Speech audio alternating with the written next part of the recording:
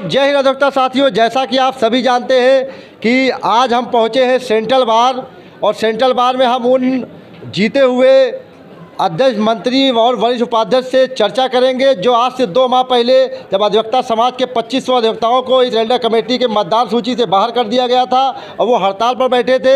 उसी और वही संयोग देखिए कि जितने लोग हड़ताल पर बैठे थे वही लोग विजय हुए हैं। आज उन्हीं का हम प्रोग्राम बनाएंगे, उन्हीं से आपसे रूबरू कराएंगे। जो हमारे अध्यक्ष पद पर निर्वाचित हुए हैं श्री अरविंद कुशवाहा जी, उपाध्यक्ष पद पर निर्वाचित हुए हैं श्री प्रदीप सिंह जी, महामंत्री पद पर निर्वाचित हुए हैं अमरेश पाल सिंह जी। चारों लोगों ने मिलकर एक भूख हड़ताल का आयोजन किया था। उस भूख हड़ताल में हमारी वॉइस ऑफ एडवोकेट की टीम ने इनका प्रोग्राम चलाया था, उस प्रोग्राम का हिस्सा बने थे।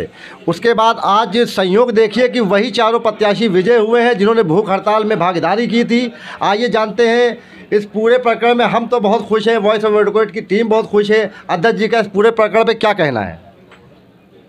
चूँकि चुनाव 1 साल से डो था, 3 साल बाद चुनाव हुआ है। चुनाव जबकि 1 साल बाद ही होता है। तत्कालीन कार्यकारिणी किसी भी तरीके से चुनाव को बढ़ाना चाहती थी, इसलिए कोई न कोई बहाना बनाकर या रिट लाकर या किसी न किसी तरीके से न्यूसेंस पैदा करके लगातार चुनाव को बढ़ाना चाह रही थी। इस वजह से उन्होंने तमाम मतदाताओं का नाम सूची से काट दिया था। उसके तहत हम लोगों ने प्रार्थना पत्र दिया, लेकिन तत्कालीन एल्डर कमेटी ने उसको कंसिडर नहीं किया। तब मजबूर होकर हम लोगों को कर्मिक अनशन करना पड़ा। तब भी उन्होंने माना तो भूख हड़ताल हुई। भूख हड़ताल के बाद उन्होंने कुछ आश्वासन दिया, लेकिन बाद में पलट गए। उसके बाद जनरल हाउस हुआ और जनरल हाउस में तत्कालीन एल्डर कमेटी को अपदस्थ किया गया और नई एल्डर कमेटी बनी।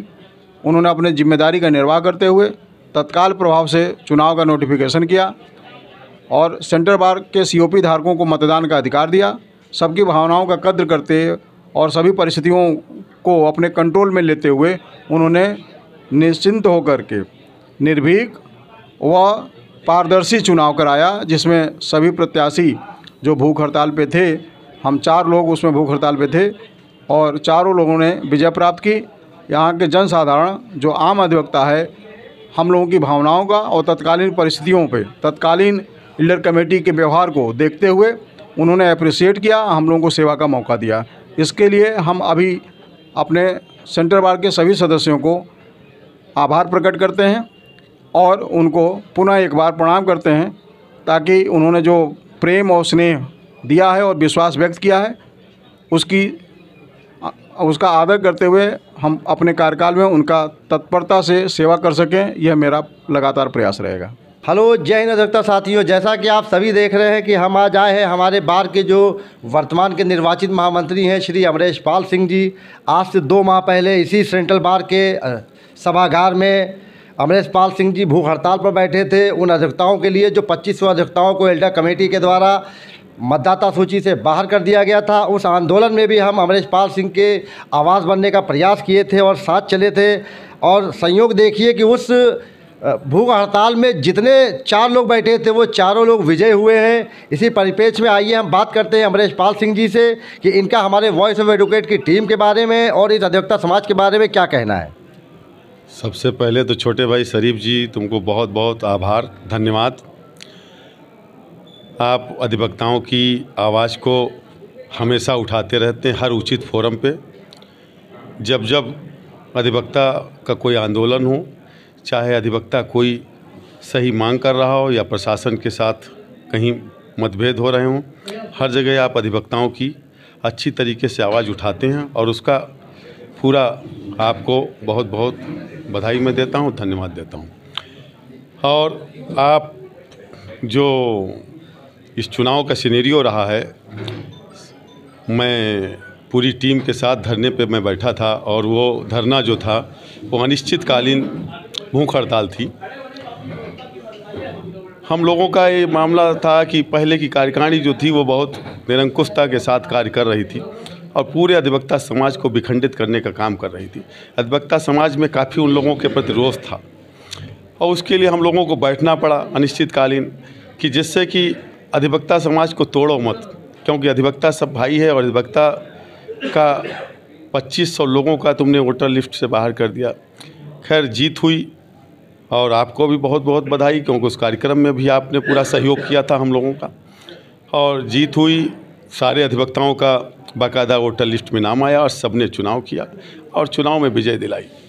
अब हम लोगों का ये मकसद रहेगा कि जो अधिवक्ता समाज ने हमसे अपेक्षा की है उस पर खरा उतरने के लिए काम करूँगा।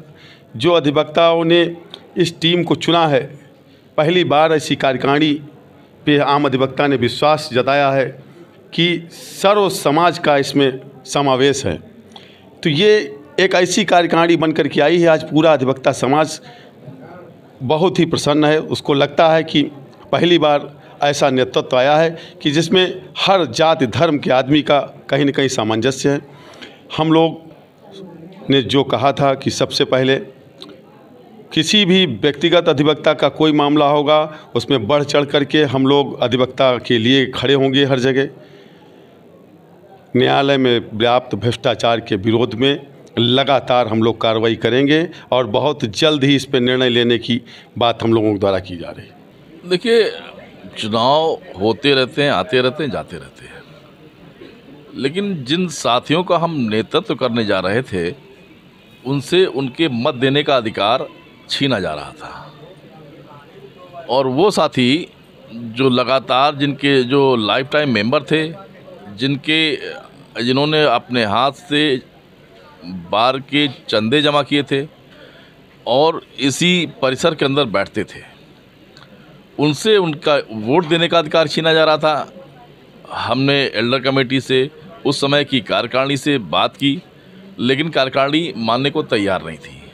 लगातार कुछ षड्यंत्रकारी ताकतें पिटीशन के माध्यम से और कई तरह के षड्यंत्रों के माध्यम से उनके मत देने का अधिकार रोकना चाहती थी। इसके खिलाफ हमने एक लंबा आंदोलन चलाया, जन जागरण अभियान चलाया, करीब 5 दिन का धरना दिया।